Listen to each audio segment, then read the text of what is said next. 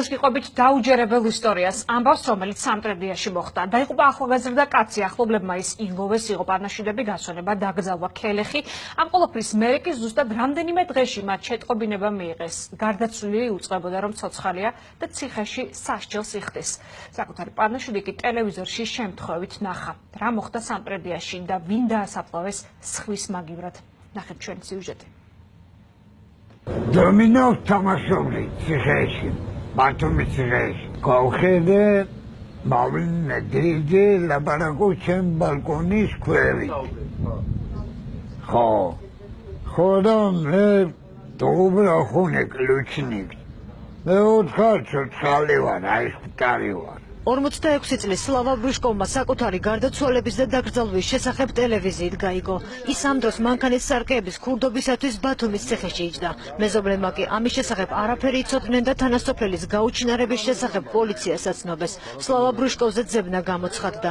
ერთთვიანი ძიების შემდეგ სამართალდამცავებმა ტყეში გვამს მიაგნეს, რომელიც ნადირისგან დასახიჩრებული იყო.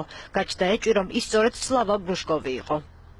მოვიდონა კამერა და ის წამოღწანითო ჩვენი მეზობელი ჩვენი სადა წამიზადითო და ნახეთო რა თუ ეს არის შავალის ნახეთ დასაცველის ნახეთ და ცხოველებისგან ხო ცხოველებისგან კი შეჭმე ძალიან სულგამარბაში სახეზე ვერ იცნობდით სახეზე ვერ იცნობდი ძალიან სულგამარბაში თავის ოშარ კონცერტი რა ფეხმალი იყო და ფეხები მარტო ცხედარი იმდენად იყო დასახიჩრებული, რომ მეზობლებმა ამოცნობა ვერ შეძლეს.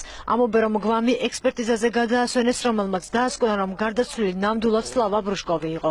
სპეციალისტების დასკვნის შემდეგ მეზობლებმა ცხედარი სახლში გადმოასვენეს და მეორე დღეს სლავა ბრუშკოვის დედმამის გვერდზე დაკრძალეს. დავასაფლავე ჩვეულებრივად ყვავილი, ჯვარი, ყველაფერი, ბუზები. ერთის მერე გავიგეთ, რომ სხვა დაგვისაფლავები. დაკრძალვიდან რამდენიმე დღეში მეზობლებმა გაიგეს, რომ სლავა ბრუშკოვი ცოცხალი იყო და ციხეში იჯდა. ამის შესახებ თანასოფლელებს თავად ბრუშკოვმა აცნობა. საკანი ამ ამბიდან მალევე დატოვა და ახლა პირობით სასჯელს იხდის. ამასთან მშობლების საფლავთან ერთად უცნობი მამაკაცის საფლავსაც უვლის და მის სხვაგან გადასვენებას არ ითხოვს. თავისუფლად დადის კაცი. აღდომას, წინელ კვერცხებს მეიტანა.